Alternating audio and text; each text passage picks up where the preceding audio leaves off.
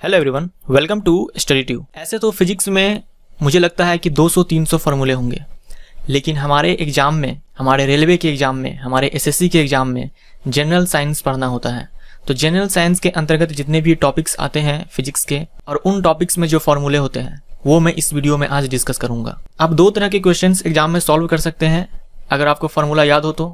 एक तो कि डायरेक्ट फार्मूला पूछ लिया जाए तो आप बना सकते हैं, दूसरी कि न्यूमेरिकल्स पूछ लिया जाए तो भी आप बना सकते हैं अगर आपको फार्मूला याद होगा तो। अगर फार्मूला ही नहीं याद रहे तो न्यूमेरिकल्स आप टच भी नहीं कर सकते हैं। इस बार जिन लोगों ने एग्जाम दिया एएलपी एंड टेक्नीशियन का, उनको अच्छे से पता है कि फार्मूले का कितना रोल था। डायरेक्ट फार्मूला पूछा गया या फिर फार्मूले पे बेस्ड न्यूमेरिकल्स तो पूछे ही गए हैं हर शिफ्ट में, तो बिना फार्मूला के आप न्यूमेरिकल नहीं बना सकते हैं। और सिर्फ ऐसा नहीं है कि एएलपी एंड टेक्नीशियन के एग्जाम में पूछा गया है, आने वाले ग्रुप डी के एग्जाम में, आने वाले आरपीएफ के एग्जाम में भी इसी तरह के पैटर्न रहेगा प्रश्न के पूछने का रेलवे की तरफ से। तो आपके लिए ये वीडियो काफी महत्वपूर्ण है। साथ में एसएससी वगैरह के एग्जाम में भी पूछा जाता है। तो इन सारे एग्जाम के लिए ये वीडियो है। लगभग 40 से 45 हम लोग फार्मूले को देखेंगे फिजिक्स के, और ये हिंदी में है। मैंने हिंदी में सारा फार्मूला लिखा हुआ है क्योंकि ज्यादातर कमेंट्स हिंदी में ही आते हैं। अगर एक वीडियो मैंने बनाया था यूनिट का, जो फिजिकल क्वांटिटीज होती है उसमें यूनिट का वीडियो बनाया था, तो काफी सारे कमेंट्स आए कि हिंदी में बनाइए, इंग्लिश में समझ में नहीं आता है। तो ज्यादातर कमेंट्स हिंदी के लिए आते हैं, इसलिए मैंने हिंदी में ही बनाया हुआ है। वैसे मैं आपको इंग्लिश भी बताता चलूंगा। अगर आप ग्रुप डी की एग्जाम देने वाले हैं तो आप ये वीडियो को अच्छे से देखिए, क्योंकि यहाँ से मुझे लगता है आप कम से कम 2 सवाल यहाँ से आप सॉल्व कर देंगे। चलिए स्टार्ट करते हैं। तो सबसे बेसिक फार्मूला जो हर किसी को याद होता है वो है चाल बराबर दूरी बट्टे समय। आपको याद है ना? मुझे भी पता है कि आपको ये याद है। चाल बराबर दूरी बट्टे समय, और एक होता है वेग बराबर विस्थापन बट्टे समय। अब दूरी विस्थापन में अंतर आपको पता होगा, मैं डेफिनेशन में नहीं जाऊंगा क्योंकि मुझे यहाँ फार्मूले काफी सारे डिस्कस करने हैं। चाल बराबर दूरी बट्टे समय, वेग बराबर विस्थापन बट्टे समय। अब वेग कहने का मतलब होता है हमारा कि रैखिक वेग, लीनियर वेलोसिटी। ठीक है, linear velocity is equal to displacement upon time. और एक होता है एंगुलर डिस्प्लेसमेंट, जिसे हम बोलते हैं कोणीय वेग। कोणीय वेग क्या होता है देख लीजिए, कोणीय विस्थापन बट्टे समय। रैखिक वेग होता है रैखिक विस्थापन बट्टे समय, कोणीय वेग होता है कोणीय विस्थापन बट्टे समय। कोणीय वेग यानी कि angular velocity is equal to angular displacement upon time. अब हमें वेग मालूम चल गया तो हम यहां से रैखिक संवेग निकाल सकते हैं। रैखिक संवेग निकालने के लिए कुछ नहीं करना है, वेग में द्रव्यमान से गुना कर देना है। जिस भी वस्तु का हमें द्रव्यमान चाहिए, रैखिक संवेग चाहिए होता है, उसके वेग में हम द्रव्यमान से गुना कर देते हैं, रैखिक संवेग आ जाता है। अब कोणीय संवेग का डिस्कस हम बाद में करेंगे। अब हमें वेग पता चल गया है तो हम त्वरण निकाल सकते हैं। त्वरण निकालने के लिए क्या करते हैं, वेग का परिवर्तन लेते हैं, उसमें टाइम से डिवाइड लगा देते हैं तो हमें त्वरण मिल जाता है। और होता है कोणीय त्वरण, जिसे हम अल्फा से डिनोट करते हैं। कोणीय त्वरण होता है कोणीय वेग बट्टे समय। त्वरण का मतलब रैखिक त्वरण, ये होता है वेग में परिवर्तन यानी कि रैखिक वेग में परिवर्तन और बट्टे में समय। कोणीय त्वरण होता है कोणीय वेग में परिवर्तन बट्टे समय। यहाँ परिवर्तन छूट गया है तो आप करेक्ट कर लेना। कोणीय वेग में परिवर्तन बट्टे समय। कोणीय वेग को हम ओमेगा से डिनोट करते हैं। अब हमें त्वरण मालूम चल गया तो त्वरण में हम द्रव्यमान से गुना करेंगे, बल निकल जाएगा। ये बल बराबर द्रव्यमान गुने त्वरण, आपने पढ़ा होगा, Newton second law of motion. Force is equal to mass times acceleration. अब देखिए, अब हमें मालूम चल गया है बल। अब बल से हम क्या क्या निकाल सकते हैं ये देखिए। अगर हमें बल पता है तो उसमें हम टाइम से मल्टीप्लाई करेंगे, हमें इंपल्स मिल जाएगा जिसे हम आवेग बोलते हैं। बल में हम विस्थापन से गुना करेंगे, हमें कार्य मिल जाएगा यानी कि वर्क मिल जाएगा। बल में जब हम एरिया से भाग लगाएंगे, क्षेत्रफल से भाग लगाएंगे, तब हमें प्रेशर मिल जाएगा, दाब मिल जाएगा। उसी बल में जब हम लंबाई से भाग लगाएंगे तो हमें पृष्ठीय तनाव मिल जाएगा। तो इस तरह से आप स्टेप वाइज याद रख सकते हैं कि बल से हम कौन कौन से फॉर्मूले को लिख सकते हैं। नेक्स्ट है हमारा गतिज ऊर्जा। गतिज ऊर्जा बराबर हाफ mv² के रूप में आपको अच्छे से याद होगा। ये रटा होगा आप सभी के जुआ पे, जो भी जनरल साइंस वगैरह पढ़ते हैं फिजिक्स का। तो गतिज ऊर्जा होता है हमारा हाफ mv²। m होता है द्रव्यमान, v होता है वेग, तो हाफ mv² हमारा गतिज ऊर्जा हो गया। स्थितिज ऊर्जा mgh, m द्रव्यमान है, g हो गया गुरुत्वीय त्वरण और h है हाइट यानी कि ऊंचाई। तो ये गतिज ऊर्जा और स्थितिज ऊर्जा का फॉर्मूला आप याद रखें। उसके बाद है पृष्ठीय ऊर्जा यानी कि सरफेस एनर्जी। सरफेस एनर्जी होता है ऊर्जा में भाग लगा देंगे क्षेत्रफल से यानी कि एनर्जी अपॉन टाइम। और एक होता है यांत्रिक ऊर्जा। यांत्रिक ऊर्जा बराबर गतिज ऊर्जा प्लस स्थितिज ऊर्जा, यानी कि जो हमारा काइनेटिक एनर्जी होता है, पोटेंशियल एनर्जी होता है, दोनों का समेशन ले लें तो हमें मिल जाएगा मैकेनिकल एनर्जी। और ये फॉर्मूला भी पूछा गया है इसी बार एएलपी एंड टेक्नीशियन के एग्जाम में। इसमें से काफी सारे फॉर्मूले ऑलरेडी पूछे जा चुके हैं एएलपी एंड टेक्नीशियन के एग्जाम में। तो ग्रुप डी के एग्जाम में, आरपीएफ के एग्जाम में चांसेस है और भी फॉर्मूले इस तरह के पूछे जाने के। और यूनिट का वीडियो आप देख लेना, मैंने ऑलरेडी बनाया हुआ है यूनिट का, इकाई का, मात्रक का, और वो अपलोड है, तो आप उसे भी देख लेना एग्जाम देने से पहले, खासकर ग्रुप डी के एग्जाम देने से पहले, जो काफ़ी नज़दीक है। अगला देखिए, हमें ऊर्जा मिल चुका है, कार्य मिल चुका है। तो जब हम ऊर्जा और या फिर कार्य में हम समय से भाग लगाएंगे तो हमें शक्ति मिल जाएगा, जिसे हम पावर बोलते हैं। तो पावर होता है क्या? एनर्जी अपॉन टाइम, यानी कि वर्क अपॉन टाइम। नेक्स्ट हमारा जड़त्व आघूर्ण, जिसे हम इंग्लिश में बोलते हैं मोमेंट ऑफ इनर्शिया। ये होता है द्रव्यमान गुने दूरी का स्क्वायर। इसे आप इंग्लिश में याद रखिए, ज़्यादा सही रहेगा। I is equal to M R square. I यानी कि मोमेंट ऑफ इनर्शिया, और ये आपके ग्रुप डी के एग्जाम में पूछा जा चुका है फॉर्मूला, आई थिंक 2013 के एग्जाम में, मैंने क्वेश्चन बैंक में कहीं देखा था। अगला हमारा कोणीय संवेग। उस समय मैं आपको बोला था ना पिछले स्लाइड में कि मैं बाद में डिस्कस करूंगा कोणीय संवेग का। तो कोणीय संवेग होता है जड़त्व आघूर्ण गुने कोणीय वेग। कोणीय संवेग को हम L से डिनोट करते हैं, तो L इज इक्वल टू हो जाएगा I ओमेगा। I हो गया मोमेंट ऑफ इनर्शिया, याद रखें ये करंट नहीं है, I मोमेंट ऑफ इनर्शिया है, और इनटू में है ओमेगा यानी कि कोणीय वेग है। नेक्स्ट है बल आघूर्ण, यानी कि बल आघूर्ण को बोलते हैं टॉर्क, इंग्लिश में टॉर्क। टॉर्क क्या होता है? ये होता है I इंटू अल्फा। I हो गया जड़त्व आघूर्ण, और गुणे में कोणीय त्वरण। कोणीय त्वरण को अल्फा से डिनोट करते हैं, तो टाउ होता है ये, बल आघूर्ण का सिंबल होता है tau. Tau is equal to I alpha. English में ज़्यादा सही है, सिंबल वाइज याद रखें तो ज़्यादा अच्छे से याद रहेगा आपको, हिंदी में तो काफ़ी लंबा चौड़ा हो जाता है। तो I is equal to M R square, L is equal to I omega, और tau is equal to I alpha. अगला है प्रत्यास्थता गुणांक, जिसे मॉडुलस ऑफ इलास्टिसिटी बोलते हैं। मॉडुलस ऑफ इलास्टिसिटी होता है स्ट्रेस अपॉन स्ट्रेन, प्रतिबल गुने विकृति। अगला है गुरुत्वाकर्षण बल। गुरुत्वाकर्षण बल का फॉर्मूला शायद आप सभी को याद होगा, G into M1 M2 by R square. गुरुत्वाकर्षण बल, जिसे हम आकर्षण बल भी कहते हैं। M1 M2 हो गया दो वस्तु जिसका मास है M1 M2 और उसके बीच का डिस्टेंस है R। G का वैल्यू आप याद रखें, यूनिट के साथ याद रखें। G का value 6.67 into 10⁻11 newton metre square पर kg स्क्वायर। यूनिट भी याद रखें, क्योंकि यहाँ से आपसे डायमेंशनल फॉर्मूला भी पूछा जा सकता है, विमीय सूत्र भी पूछा जा सकता है। अब हम कुछ टॉपिक वाइज फॉर्मूला देखते हैं। तो सबसे पहले हम प्रकाश चैप्टर यानी लाइट चैप्टर का फॉर्मूला देख लेते हैं कि कौन कौन से फॉर्मूला है जो आपके एग्जाम में पूछा भी गया है इस बार एएलपीएन टेक्नीशियन के एग्जाम में। फोकस दूरी, फोकस दूरी यानी गोलीय दर्पण का फोकस दूरी का मैं बात कर रहा हूं। फोकस दूरी क्या होता है? वक्रता त्रिज्या बटे 2, वक्रता त्रिज्या के आधा, यानी कि focal distance is equal to radius of curvature divided by 2, F is equal to R by 2 बोलकर जिसे आप याद करते हैं। अगला हमारा गोलीय दर्पण में आवर्धन। आवर्धन यानी कि मैग्निफिकेशन। मैग्निफिकेशन क्या होता है? प्रतिबिंब की ऊंचाई बटे बिंब की ऊंचाई, यानी कि height of image divided by height of object. इसी को एक और फॉर्मूला से आप जानते हैं, -v/u, यानी कि प्रतिबिंब की दूरी बटे बिंब की दूरी। दर्पण सूत्र ये पूछा जा चुका है एलपी के एग्जाम में, 1/v plus 1/u is equal to 1/f। v हो गया प्रतिबिंब की दूरी, u हो गया बिंब की दूरी, और f हो गया फोकल डिस्टेंस। उसके बाद स्नेल का अपवर्तन नियम, स्नेल्स लॉ ऑफ रिफ्रैक्शन, ये भी पूछा जा चुका है, sin I is equal to sin R। तो आप प्रकाश चैप्टर का जितना भी फॉर्मूला देखेंगे ये सब इस बार एएलपीएन टेक्नीशियन के एग्जाम में पूछा जा चुका है। आप इसे याद रख लें, ग्रुप डी के एग्जाम में चांसेस है आने के, आरपीएफ के एग्जाम में चांसेस है आने के। तो स्नेल्स लॉ होता है sin I is equal to sin R is equal to sin I upon sin R is equal to mu, यानी कि refractive index, relative refractive index होता है यहाँ पे म्यू। I होता है आपतन कोण और R होता है अपवर्तन का कोण। म्यू का एक और फॉर्मूला आप याद रखें कि म्यू इज इक्वल टू होता है C अपॉन V। C होता है क्या? वायु में प्रकाश की चाल, और V क्या होता है? ये होता है माध्यम में प्रकाश की चाल।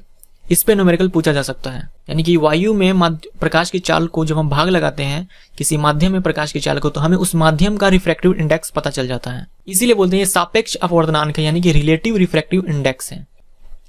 नेक्स्ट हमारा लेंस सूत्र, ये भी पूछा जा चुका है।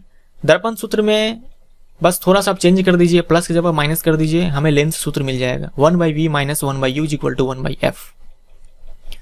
नेक्स्ट हमारा लेंस में आवर्धन सेम है, आवर्धन इज इक्वल टू प्रतिबिंब की ऊंचाई बटे बिंब की ऊंचाई। दूसरा जो फॉर्मूला होता है हमारा उसमें गोलीय दर्पण में, उसमें होता है आवर्धन इज इक्वल टू माइनस प्रतिबिंब दूरी बटे बिंब दूरी, इसमें हो जाएगा प्रतिबिंब की दूरी बटे बिंब की दूरी। अगला है पावर ऑफ लेंस, लेंस की क्षमता। लेंस की क्षमता होता है 1/f। f होता है फोकस दूरी यानी कि फोकल डिस्टेंस। याद रखें हम 1/f फॉर्मूले का यूज करेंगे तो उसमें फोकस दूरी हमें मीटर में लेना होता है। अगर हम 100/f का यूज करेंगे तो फोकल डिस्टेंस सेंटीमीटर में लेना होता है। तो इस बात का भी आप ध्यान रखें। अगला है हमारा इलेक्ट्रिसिटी चैप्टर से विद्युत। तो विद्युत में जितने भी फॉर्मूले हैं सबको आप सिंबल वाइज याद रखें, ज्यादा अच्छा रहेगा। हिंदी में याद रखने से अच्छा है कि आप सिंबल वाइज याद रखें। तो सबसे पहला है I = Q/T। I यानी कि धारा, विद्युत धारा। विद्युत धारा बराबर होता है आवेश बट्टे समय। अगला है V = W/Q। V क्या है? V है पोटेंशियल डिफरेंस यानी कि विभवांतर, और W क्या है? कार्य है, और Q तो आवेश है। अगला है R = ρ × L/A। रो क्या है? प्रतिरोधकता, और R कैपिटल R से हम प्रतिरोध को डिनोट करते हैं, L से लंबाई और A से क्षेत्रफल। अगला है ओम्स लॉ, ओम का नियम। V = I × R। V बराबर IR। अगला है P = V × I और P = V²/R। P क्या है? P है शक्ति यानी कि पावर। नेक्स्ट है joules law of heating effect, जिसे हम जूल का तापमान नियम भी कहते हैं। ये होता है H = I²RT। H को हम यहाँ ऊष्मा बोलते हैं यानी कि हीट बोलते हैं। हीट = I²RT यानी कि कोई तार है और उसमें हम I करंट फ्लो करवाते हैं T समय के लिए, और उसका रेजिस्टेंस अगर R है तो वहां से रेजिस्टेंस की वजह से जो ऊष्मा निकलेगी, वहां से हीट निकलेगी, उसे हम डिनोट करते हैं, उसे हम लिखते हैं I²RT के बराबर। नेक्स्ट है हमारा समतुल्य प्रतिरोध। समतुल्य प्रतिरोध किसका? रेजिस्टर का। जो हम रेजिस्टर लगाते हैं दो तरह से लगाते हैं, एक तो समांतर क्रम में और एक श्रेणी क्रम में।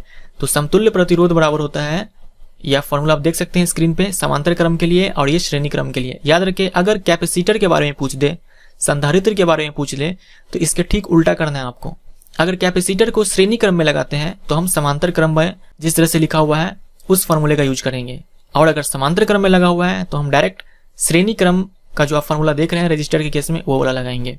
तो वो मैं नहीं लिखा हूं, लेकिन आप ध्यान में रखना उसे भी। अगला है चुंबकीय प्रभाव यानी कि मैग्नेटिक इफेक्ट। तो इसमें तो एक फॉर्मूला पढ़ना होता है लॉरेंज फोर्स, लॉरेंज बल। ये होता है F = QVB sin θ। F force है, Q आवेश है, V वेलोसिटी यानी गति है, और B है चुंबकीय क्षेत्र यानी कि मैग्नेटिक फील्ड, और थीटा होता है वेलोसिटी और मैग्नेटिक फील्ड के बीच का एंगल। यानी कि जब भी किसी मैग्नेटिक फील्ड मान लीजिए B है, उसमें कोई Q आवेश का, Q चार्ज का कोई पार्टिकल V वेलोसिटी के साथ मोशन में है, तो उसमें एक फोर्स काम करता है जो लिखा जाता है F = QVB sin θ। और एक पढ़ना होता है हमें F = BIL sin θ। यहाँ थीटा क्या होता है? यहाँ थीटा होता है करंट के बीच और मैग्नेटिक फील्ड के डायरेक्शन के बीच का कोण। यानी कि अगर किसी magnetic field B magnetic field में कोई वायर रखा गया जिसका लेंथ L है और उसमें मैंने करंट फ्लो करवाया I, तो इस पर एक फोर्स लगता है जो लिखा जाता है F = BIL sin θ। L है लंबाई। अब कुछ और फॉर्मूले देख लेते हैं। फोटोन आपने नाम सुना होगा, तो एक फोटोन के पास जो एनर्जी होती है वो लिखा जाता है E = H × F।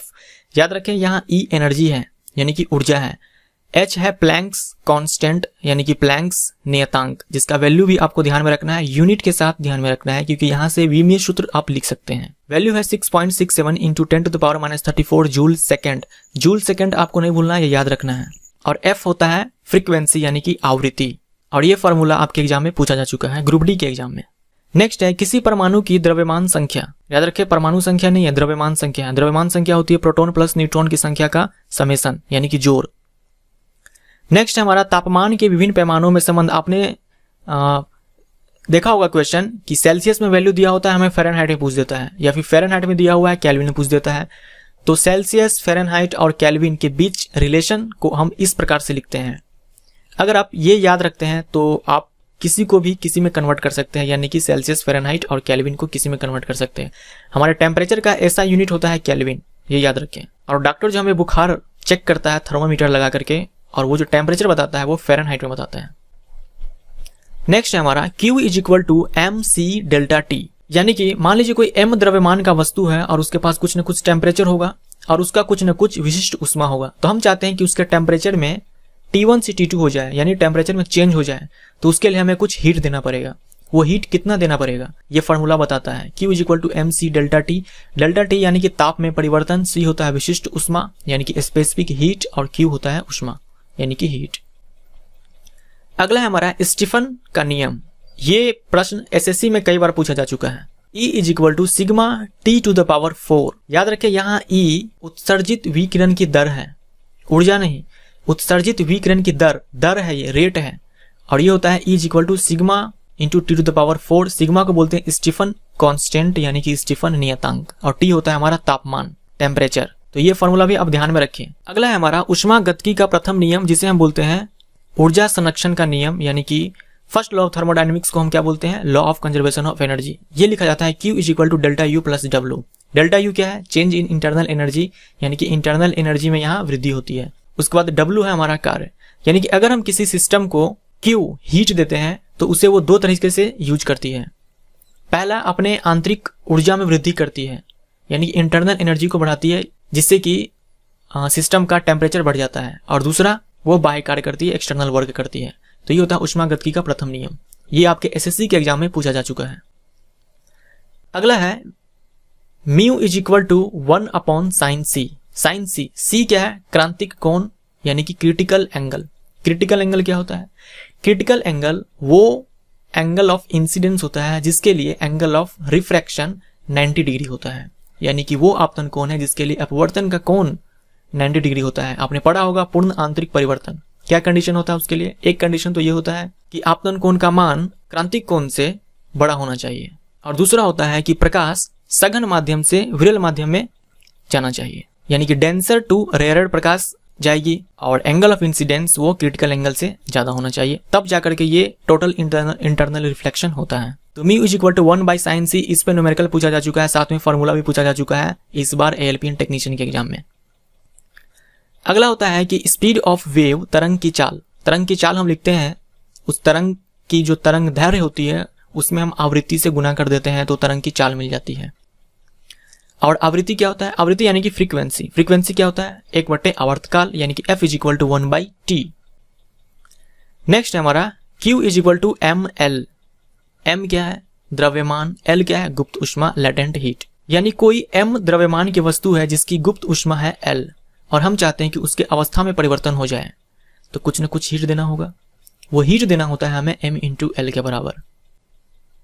तो ये थे फिजिक्स के कुछ इंपॉर्टेंट फार्मूले जो अक्सर एग्जाम में पूछे गए हैं और पूछे जा सकते हैं। तो आप इसे अच्छे से याद कर लें, अच्छे से पढ़ लें। आप डायरेक्ट फार्मूला पूछ दे तो बना सकते हैं, न्यूमेरिकल पूछ दे तो बना सकते हैं। अगर आप ये याद कर लेते हैं तो आपको एक अच्छा कॉन्फिडेंस डेवलप हो जाएगा अपने आप में कि मुझे फिजिक्स के फार्मूले याद हैं और मैं न्यूमेरिकल बना सकता हूँ। और मुझे लगता है कि इससे बाहर क्या पूछेगा जनरल साइंस अगर हमें पढ़ना है सिलेबस में तो। और इस बार एएलपी टेक्नीशियन के एग्जाम में जितने फार्मूले पूछे गए हैं वो सब इसमें इंक्लूड है। तो आप ग्रुप डी की तैयारी कर रहे हैं, अच्छे से कीजिए। Thank you so much, best of luck. मिलते हैं नेक्स्ट वीडियो में।